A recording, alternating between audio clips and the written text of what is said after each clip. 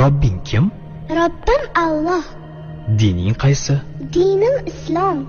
Payg'ambaring kim? Payg'ambarim Muhammad sallallohu alayhi vasallam. Kitobing qaysi? Kitobim Qur'oni Karim. Tilaging nima? Tilagim iymon. Qiblang qaysi? Qiblam Kabatulloh. Millating qaysi? Ibrohim Halilulloh millatidanman. Kimning mazhabidansan? Imom Azam Abu Hanifa mazhabi. Do'stlaring kim? Do'stlarim chahor yorlar. Ular kimlar? Abu Bakr Siddiq, Hazrati Umar, Hazrati Usmon, Hazrati Alidir. Qachondan beri musulmonsan? Al-Misoqdan beri. Al-Misoq nima? Alloh taolo ruhimizni yaratib, ulardan va'da olgan kun. E'tiqoding qaysi? Ahli sunna val jamoa e'tiqodi.